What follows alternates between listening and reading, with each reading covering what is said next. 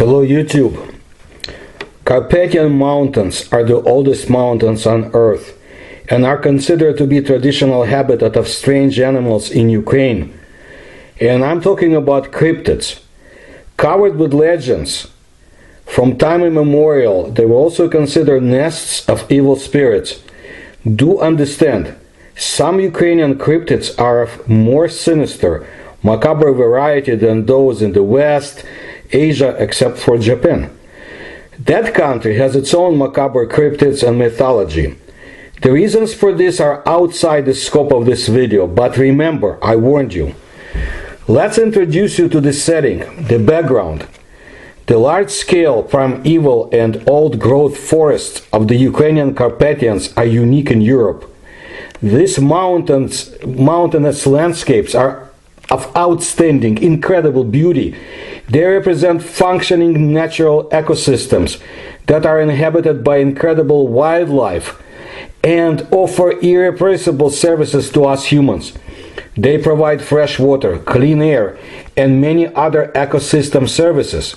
Carpathian mountains are clipping the country's southwest corner, endowing Ukraine with a crinkled region of forested hills, spectacular mountain lakes, fast-flowing rivers, and picturesque waterfalls. The Carpathian region in western Ukraine contrasts hugely with the flatness of the steppes or savannas, let's say, or plains, in the southeast, and of the country, as well as urbanized territories of the central and eastern Ukraine, where I'm from. This is the land of the Gutsuls, Boykos, Lemkos, and other native ethnical groups whose colorful folk culture is laced through the thin villages stretching hazily along wide valley floors. These are the highest and most picturesque mountain peaks of Ukraine. Carpathian mountains are the epicenter of Ukraine's rural folk culture, as well as the #1 holiday destination for numerous Ukrainians and international travelers. The local peaks are very popular with hikers and skiers, but I'm recording this video during one of the darkest hours of my motherland, as it is being invaded by Russia, and this invasion, although repelled so far, looks to be as bad as the time when the Mongol hordes that were unleashed on Eurasia in the 13th century. Kiev, the Carpathian Mountains, and other regions that comprise modern Ukraine were decimated and vanquished, but the Mongol Empire is gone, as will be the new horde from Russia. Someday tourists will come back to Ukraine, free and independent country, and a whole country. Carpathian Mountains are famous as the motherland of the Gutsul ethnos. These people keep their traditions and have a rich culture. The Gutsuls are an inseparable part of the Ukrainian ethnos. The fact that they are able to live and survive so high in the mountains shows the strength of their spirit. For centuries they have been taking the life energy from the wonderful nature around them, which is able to inspire, attract, and enchant. Having seen the grandeur of the white mountain caps and colorful beauty of forests at least once in a life, you're not able to forget it. Here you can breathe freely and the air is as clean as crystal. I'm not kidding you. The Gutsuls believe that everyone knows that the Gutsuls are especially talented. Everything they do by hand is authentic and unusual. It's true. The painted eggs, wood and ceramics, embroidery, towels and blankets are famous as artworks. The dishes of the mountain cuisine are famous all over the world. And if you've never tried Ukrainian cuisine per se, do it. Everything in the Carpathians is prepared from organic products according to ancient recipes. Now, the mountain folklore is an emerald among the gemstones of Ukrainian cultural heritage. Dances, songs, fairy tale legends, and myths are naturally embedded in the pattern of national imagery. Any tourist guide in the Carpathians will be glad to share a mysterious story with you. Here in the beautiful forest, There are forest nymphs attracting the young men in their mortal dens. Well, the Gutsuls, they know their cryptids. So now let's talk about local cryptozoology. It is not noteworthy that the people or different ethnoses inhabiting the Carpathians, in fairy tales and legends, they have one common, very curious character that they talk about: a dog head in English, a large, shaggy, humanoid creature with a dog's head. The character is not evil, but living by his own laws, sometimes very tough. If we add to this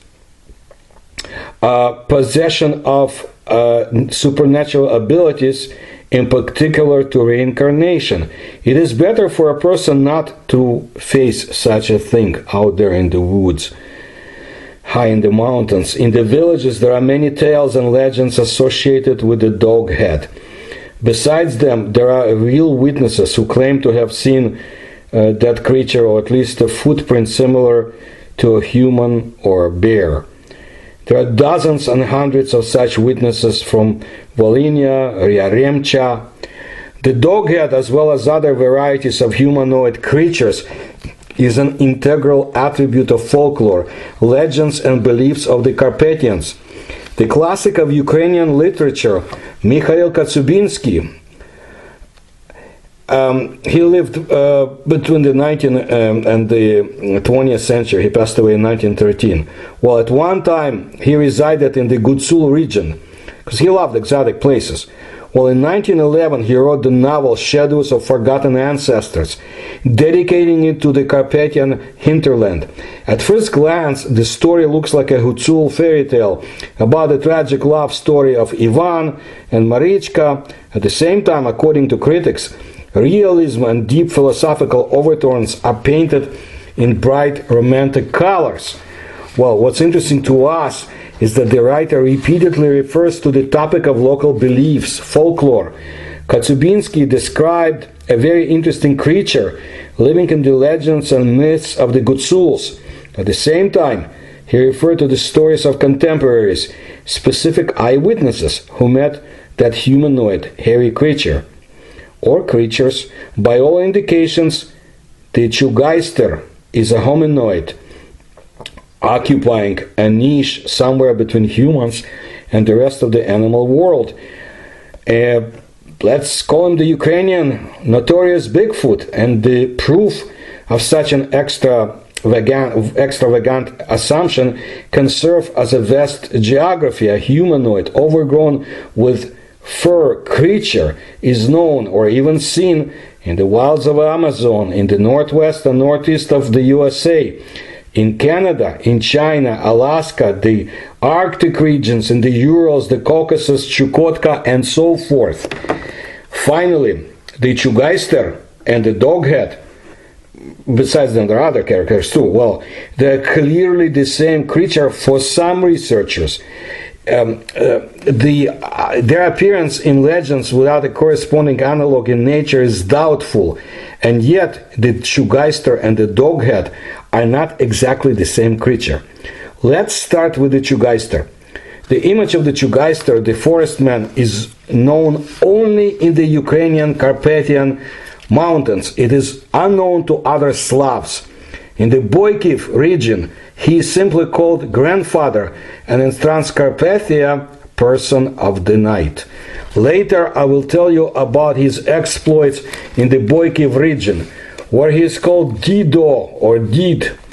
The origin of the name chugaister is not known for certain. Modern researchers associate this word with chuga or chuganya, outwear that is woven so that it has the appearance of a large sheepskin with long hair. With the geister crane, or even with the Kazakh watchtowers, which were called chugas, and natural channels in the stones, chugil. It is not known whether there is a snow or ice queen, but the Ukrainian Bigfoot has not been a rare spectacle. For example, in 2003, in the ski resort of Slavsk in the Carpathians, a frightened group of tourists ran out of the forest. Here's what one of them recalled. She was the 32-year-old at the time, Maria, who came to the mountains from Lviv. They decided to take a walk among the fir trees at 5 o'clock. It was very beautiful and a little dark. Just the sun was setting. Suddenly, at a distance of about 100 meters, a stocky creature ran across the path. She, that's how it was described, was covered with thick, dark-colored hair and had no clothing. It reached a height of 2 meters or even more. Maria's husband and she were scared, first of all, because they had a 5-year-old daughter with them. They grabbed her and almost rolled down the mountain. They came to their senses already on the highway, dusty with snow, and happy that they survived. Well, now the couple almost remembers this incident with pleasure, an encounter with an unknown being after all. The image of the chugaister in the imagination of our contemporaries, it exists, and from time to time such reports come from the Carpathian mountains. There is no abominable snowman because there is no snow, according to locals. Some of the mountain dwellers are afraid. There are only wolves in the forest. If a person is alone and even at night, they will definitely be eaten. This, of course, does not apply to the Bigfoot or abominable snowman. On the contrary, locals, are afraid to recall or remember him, because this can bring trouble. This trait applies only to the Ukrainian version of the monster, as some call it, or the cryptid, the so-called chugaister, or some call it gook. It has siblings in America, Sasquatch, the Himalayas, the Yeti, and other countries. And yet the chugaister is a complicated creature. From the available sources that I've researched for a long time, different qualities are attributed to the cryptid being. According to some legends, the chugaister considers man as a sworn enemy. It can cast spells. The spells last a lifetime, and the victim will never be able to return to normal human existence, doomed to wander in deserted places where, moreover, no animal can harm him. Now, the chugaister itself, or himself, or herself, hunts, as mountain folk knows. It hunts only the nyavkas or nyavki. It feeds on their meat, especially actively when the moon is full. What is nyavka? Nyavka or mavka is a female character from the Ukrainian mythology, a soul of a drowned or died unbaptized girl, female, who lives in the woods. The souls of girls who had died unnatural, tragic, or premature deaths. According to some Carpathian beliefs and Ukrainian mythology, she looks like a beautiful young girl, but in her back there is a big hole, and so her innards or insides are visible. Mavkas entice and lure men into the woods where they tickle them to death. She's a long-haired person, sometimes naked, who may be dangerous to young men. The mavkas often appeared in the form of beautiful young girls, and of course they had certain influence on the young people, as I said, and lured them into the woods. And what's interesting, again, I want to emphasize where they tickled them to death. Mavkas had no reflection in water, did not cast shadows, and had no back, again, meaning that their insides could be seen. Those were more often called nyavka, and they were believed to live in western Ukraine, which has more dangerous mountain rivers than central Ukraine, while mavkas, who were believed to live in central Ukraine, well, they had their backs full without any openings. So they were the main food source for the Ukrainian Bigfoot. But here's something to add to the complexity. The chugaister cryptids, according to some accounts, also help farmers by looking after their cattle and driving out wild animals. But not all farmers, just the poor ones.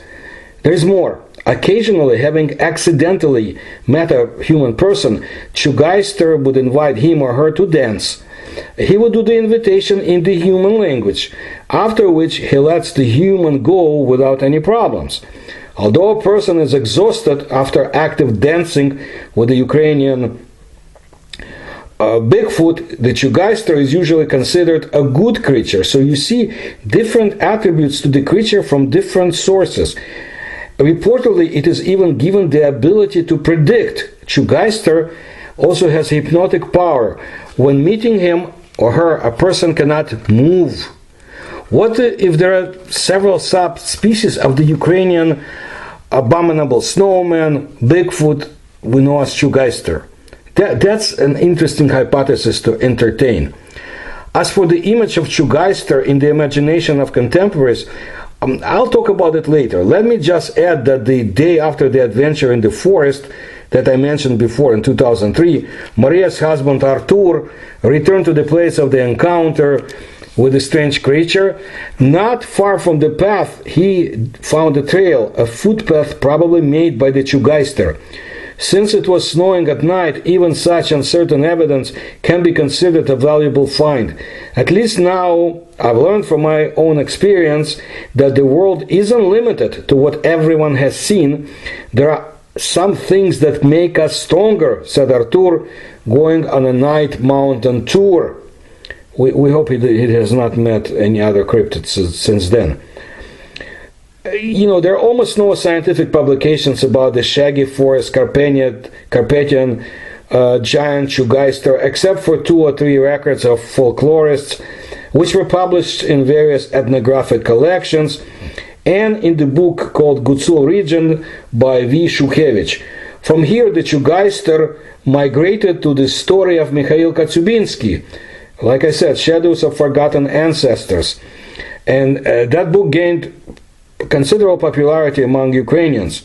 Now let's continue with available descriptions. According to the Gutsul legends, the chugaister is a white-haired or black-haired giant, can have from 2 to 7 meters in height, or as tall as a fir tree, and it looks like a bear, but doesn't freeze and doesn't fall into hibernation.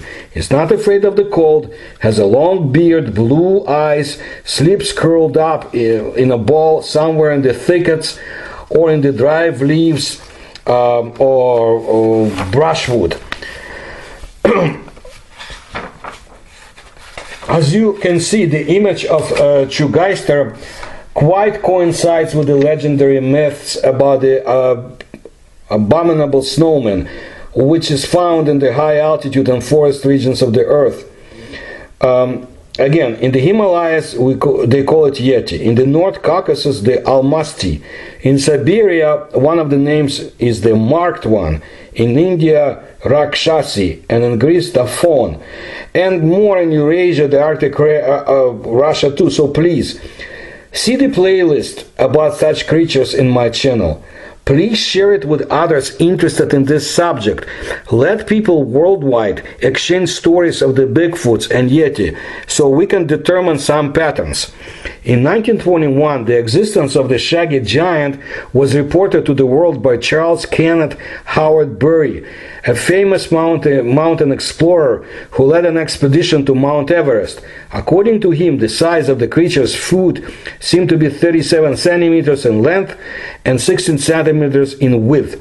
Approximately the same traces are hollowed out on the Pisani and other famous stones in the Carpathians. I'll talk later about it. And the height of the creature that Howard Bury described was about 220 centimeters. Now, according to the legends, the chugaister, like the Yeti, is extremely fast. If running and on 2 legs, it can get ahead of the adult female horse. It is not surprising that some ethnographers associated him with the patron saint of the winds of the Slavic people, the Stribog, as indicated by the very root stri. Okay? In the folk demonology, a chugaister is a guardian of a person who wanders far from home in the forest or in a mountain valley. He is the protector of shepherds and loggers. He monitors the forest maidens who distract mountain folk, lure them into the wilds, and destroy them, as I've described before. When it sees one of those forest maidens, he will grab it tear it in two and eat it. Loggers, when cooking food, always left a little of the local dishes for the chugaister, but they put the food on a high beam in the hut. They believed that he would be able to get out of there because the creature was tall.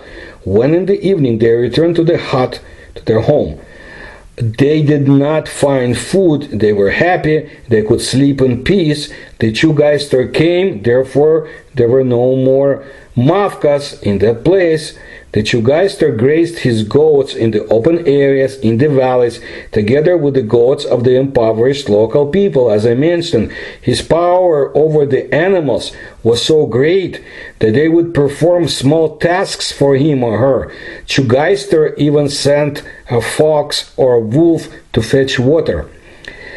Let's talk in more detail about another cryptid that the chugaister had interactions with. The pavitrulas differ from other female mythological characters, mavkas or mermaids, because they can fly and have power over the winds. They presented an ambivalent image. It is believed that the pavitrulas treat young men of unclean conscience with contempt and tear them to pieces. In some mythological stories of Transcarpathia, the image of friendly povitrulas sometimes appears. They're projections of the light goddess. The shepherds fall in love with them and stay with them in the mountains. In the following story, the povitrula was depicted differently. In the Boykiv region, the name of chugaister was somewhat forgotten. Here it is simply called Dido or Did, grandfather. Well, Ukrainian is a pleasant melodic language. Дуже гарна мова, as we say. It is Dido in one of the Carpathian stories who saves the young man from the Pavitrula and takes him out of the thick forest. It began when a young man went to pick mushrooms and the night caught him. So he decided to build a fire and spend the night until morning. Then, at about 12 o'clock, the wind appeared and a ball rolled before his eyes. He looked back and he saw Dido behind him. The Dido asked the young man something in incomprehensible dialect, I guess, and ran on after the ball. Dido returned in a few minutes. The man noticed that it was povitrula in the grandfather's hands.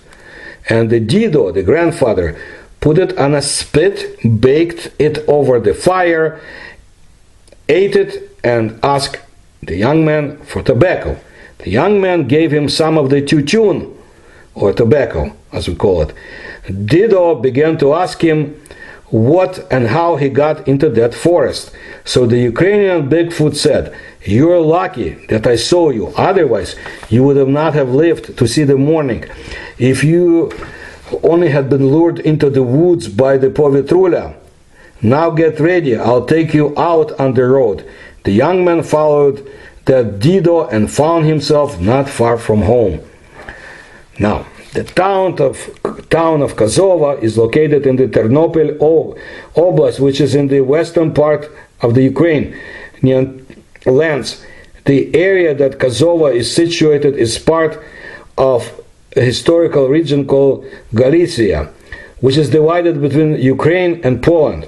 Kazova lies near to a river called Koropets, which later forms a lake. Verkhovina is located in the Gutsul, like we say, region of the Carpathian Mountains called Pokutya, upon the Cheremosh River, a tributary of the Prut.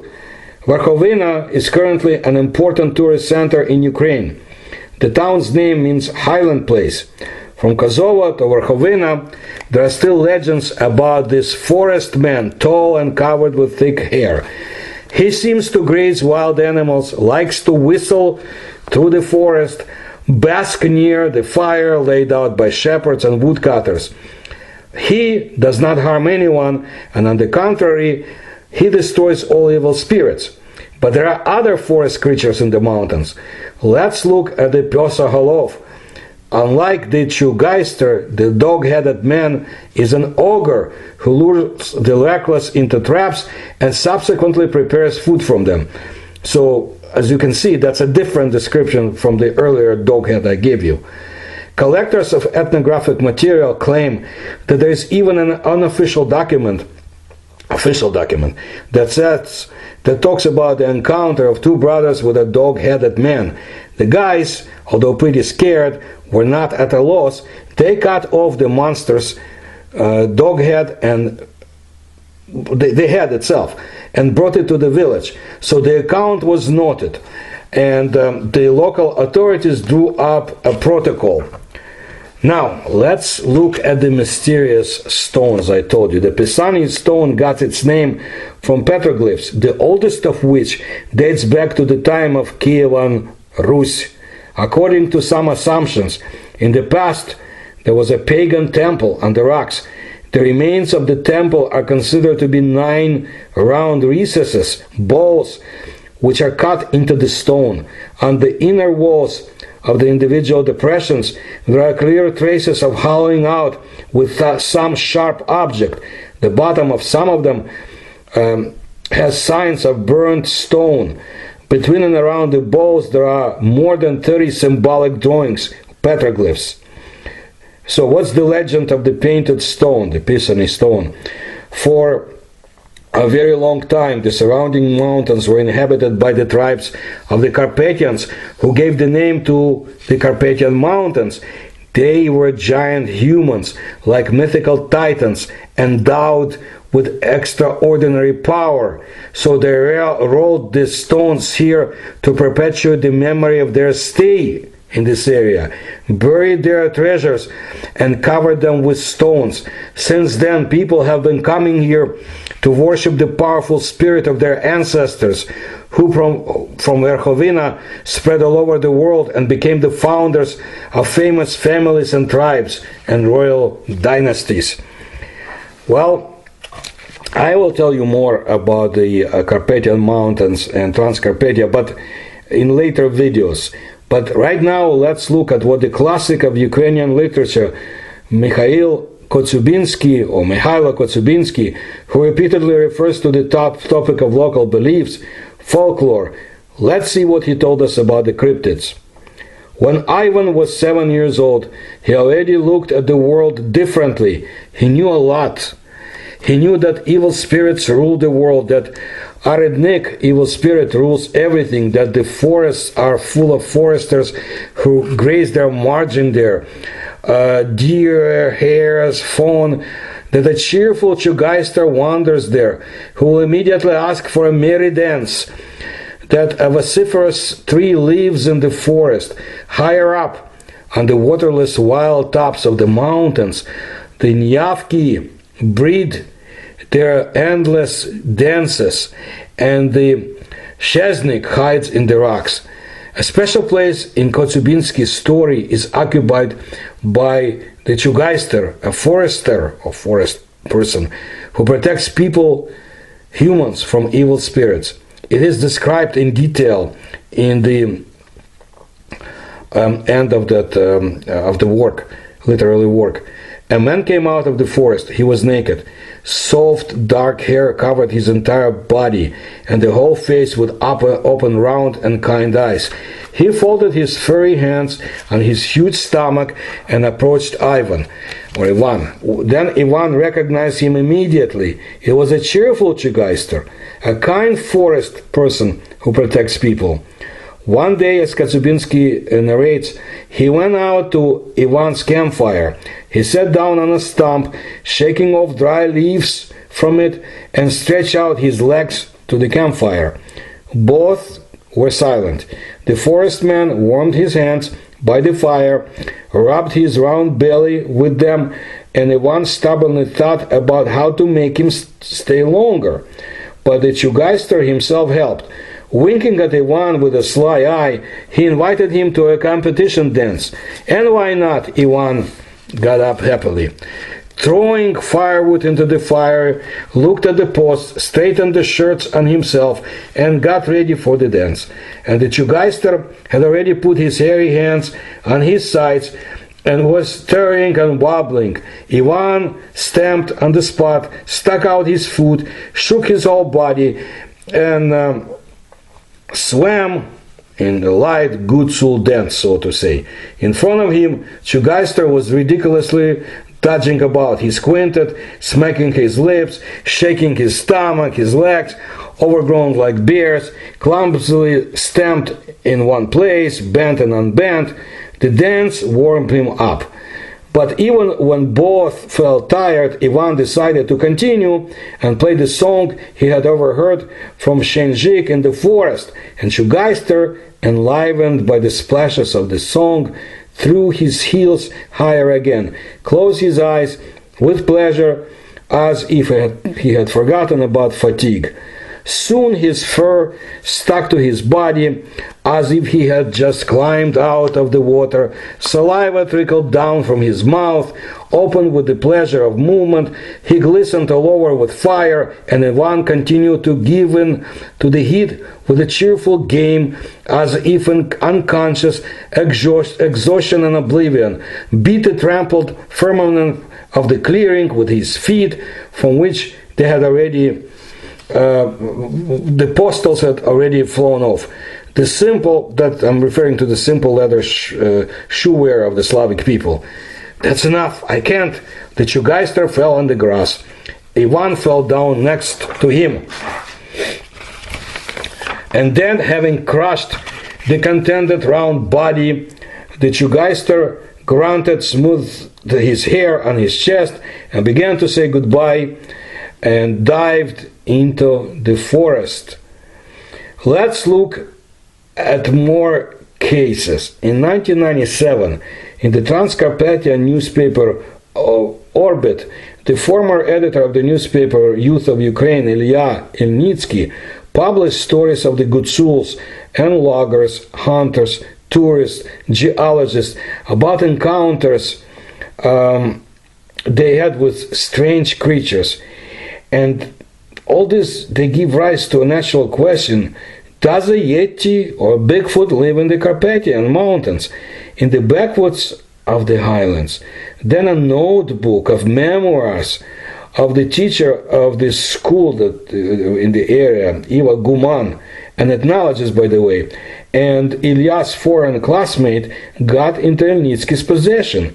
In it he found also mountain dwellers' stories about their rendezvous or encounter with the forest monster. This prompted the journalist to let people know the account about the possible existence of the Yeti, Bigfoot in the Carpathians, of course based on the testimony of specific people. There are many such stories of the Gutsuls in the archive of Ilnitsky. His journalistic mission was to draw the attention of scientists to these facts. Now it's up to them, said Ilya Ilnitsky. Meanwhile, after the publication of such unusual stories in the media, these facts were received skeptically by the reader as evidenced by a large and generous correspondence to the newspaper. At the same time, with critical reviews, new eyewitnesses' stories began to arrive about the encounters with the creature. Ilnitsky's account of the possible residence of the Yeti in the Carpathian Mountains was supported by the Chernivtsi journalist Vasily Babuch, who gave Ilnitsky a large archive of new evidence compiled largely from the stories of an old-timer from the village of Ust-Putila, Haryuk. The Zaporozhye cryptozoologist Vladislav Kanyuka also heard about the Carpathian Yeti. In the 1980s, he visited Yaremcha in order to collect reports about the local Bigfoot. Yes, they documented a lot of such stories, but have not obtained actually any physical evidence of the existence of the Carpathian Bigfoot. But if there are a lot of stories, they come from independent witnesses all over the Carpathian Mountains, as I showed you, and are generally similar in terms of the description of the creature's appearance. Then how should such stories be treated? And what if the legendary dog head from legends and myths passes into the category of real ones? Well, an elderly teacher living in one of the villages to the north of Yaremcha told a story as to what happened to her in the late 1940s. At that time, after World War II, anti-Soviet Ukrainian military forces of Stepan Bandera were operating in the vicinity. The soldiers of the Soviet army, together with the Hawks, militarized volunteer troops, as they were called, from the local population, combed the forests and meadows as best as they could. But at night, the government would change hands. People were intimidated and harassed, and there was bloodshed and, of course, horrible fighting from both sides. And then there were rumors. A dog had appeared in the mountains.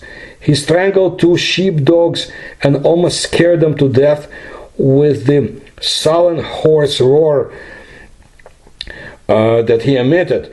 The boy shepherd's assistant, who saw a huge black creature with an ugly muzzle raised to the sky, remained a stutterer for the rest of his life. That teacher was one of the first ones to join the Soviet regime. She tried not to believe the stories, ridiculing them. Once, when she was riding in a horse buggy to a neighboring village, she was captured by the Bandera troops. They took her to the mountains, and whoever else was with her, promising terrible reprisals. In the evening, they stopped to rest, and then, out of the blue, the Hawks appeared. A firefight ensued. Grenades flew around. In the confusion, she freed herself and ran down the slope. Someone shouted, "Stop!" and ran after the teacher. Bullets whizzed past. She saw a dark hole of the grotto, it was a little to the side, so she slipped into it. It was dark in the grotto, and there was a pungent smell as if from wet skins. The chase was rushing nearby. When the frantic pounding of her heart subsided a little, the teacher began to listen. Water was dripping somewhere. Suddenly a vague shadow of rustling disturbed the dense darkness. Something moved, and she realized that she was not alone in the grotto. The smell became stronger, and a pebble hit. Somewhere very close there was a steady, heavy breathing, smelling of rotten meat. Just above her head, 2 orange dim lights flashed. An unknown creature looked at her point blank, without blinking. It was very close. A large carcass, blacker than darkness, loomed a step away from her. She does not know who pulled her arm, but the teacher stretched out her palm to touch him. There was a hoarse "Boo!" from which the legs gave way. She sank to the floor of the grotto and squeezed her eyes shut. The teacher did not know how long she sat there. The sounds of the shooting were receding. There was no pursuit. Suddenly her sensitive neighbor stirred. Something crunched. A hot, shapeless mass rustled past. The creature squeezed into the crevice. The moon was shining outside, and for a moment she saw him. The teacher would never want to see it again, but she will always regret that she would not see it again. The dog head was both terrifying and otherworldly beautiful. The coat was rather multicolored, with thick gray hair on a pointy-eared head, deep-set burning eyes, and a huge ugly mouth. The upper limbs were long and more like arms than paws.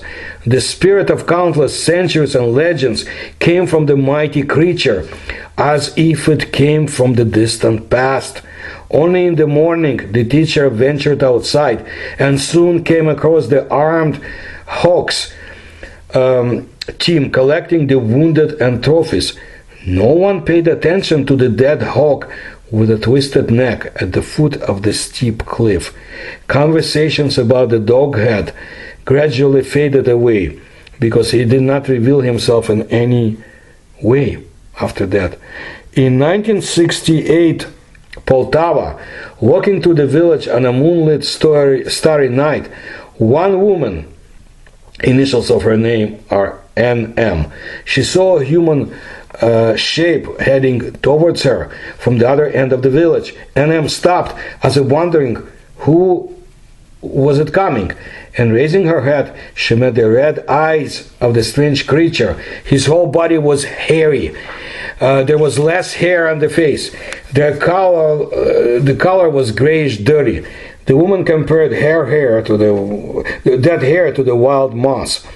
They stood there for a while looking at each other, and the creature, without saying anything, just smacked lips and moved on. With great difficulty, the 20-year-old woman tore off her feet, rooted to the ground, barely moving them, and went home. They already understood from her appearance that something terrible had happened to her.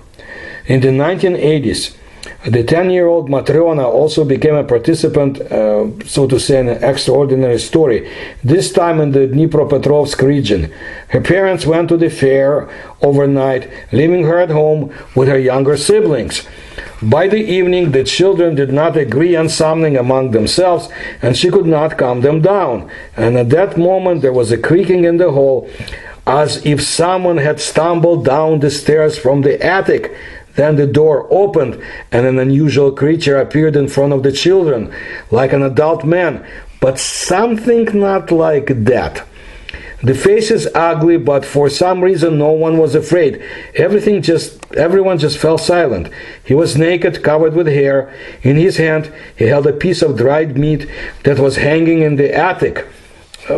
People dry meat this way in the mountains and small villages, small towns. Anyway, he went up to each of the kids, tearing off a piece of meat and giving each one. Then he went out, and when the parents returned the next day, the children were mysteriously silent. But then they talked about what happened. Parents had no choice but to talk about the household spirit, domovoi, which should not be afraid. What else could they tell children? And in February of 1991, Tkachuk from the city of Kremenchuk, after a shift in the bakery, came home to her one-story house and was about to fall asleep when she felt that someone was squeezing her throat with their hands. 30 centimeters away from her, she saw a creature with a face similar to a human, but only all hairy. On the face, near the black eyes, the hair was slightly shorter. She thought it was the devil, but he did not have horns. She grabbed his hands with her hands. Their hands were short, with human fingers. They were more like hands than paws. They had hair on them like a monkey, and they were warm. The coat color, it was like dark chestnut. It was visible to her a little above the waist.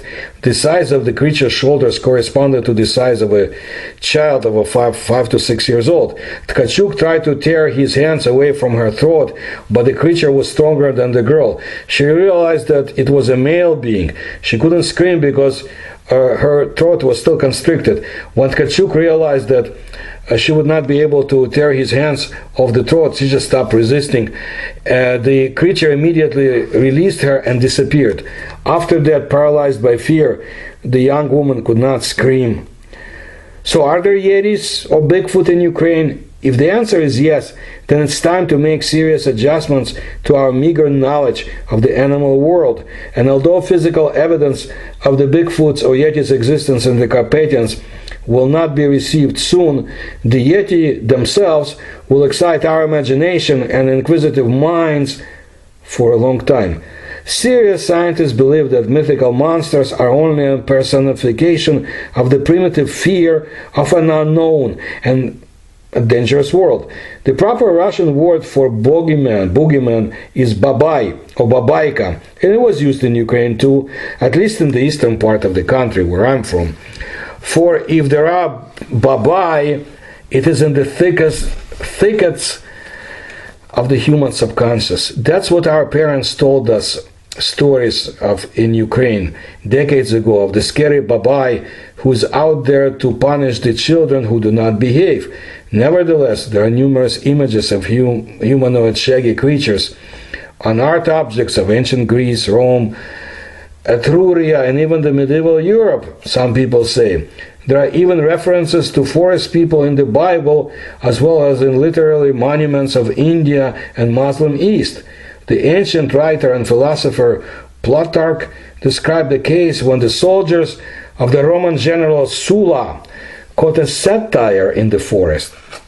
And the Diodorus of Sicily says that once the deity Dionysius was sent several furry monsters as a gift. Of course, as I told you, I have much more in my channel, and we'll be doing more about different Bigfoot-like creatures of Eurasia, and not only Eurasia.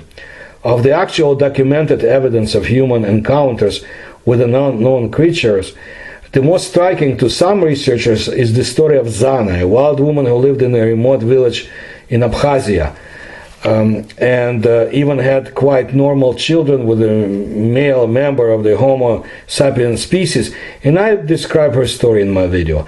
And during the turbulent years of the civil war in Central Asia, that's after the Russian Revolution and the communist takeover, the Soviet regime's Chekists, as the early KGB operatives were referred to, they caught several Yeti, and after fruitless interrogation put the creatures up against the wall and executed them. Obviously the Yeti were punished for being enemies of the Soviet power and a dangerous challenge to Marxism-Darwinism.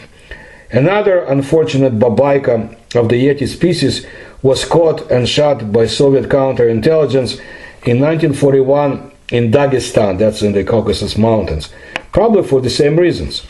Of all the reports of encounters with forest creatures that have been received from zoologists and mountain dwellers from different parts of the world over the past century, at least, I would say, 200 are worthy of attention. But the main source of information about the parallel world remains folk legends, which resemble each other in detail, although they are separated in time and space.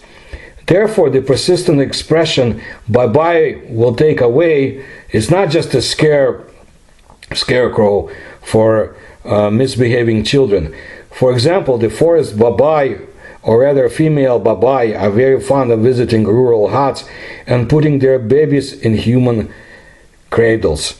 Such unworthy behavior of forest dwellers is described not only in Polesia and the Carpathians, but also in Germany, Britain, France, and in Scandinavian countries. These legends are 100 or more years old, and of course they use their own local variety.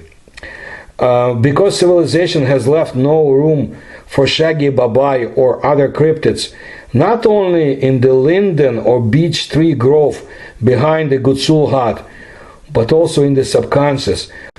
The babai now is armed with hypersonic missiles. The cryptids, the Bigfoot, the doghead, the mavka, the nyavki, may be hearing faraway explosions and the roar of military jets, wondering what is coming their way. I hope you like my presentation about the Ukrainian Bigfoot. I have to tell you more about Carpathian mountains, because there's other paranormal phenomena. And in my lectures I often present a photograph of the giant unusual spheres that were found in the area too, but we'll get to it. If you like my research, please support it. You'll find how to do it in the links in the description to this video. Please subscribe to my channel and tell others. Thank you.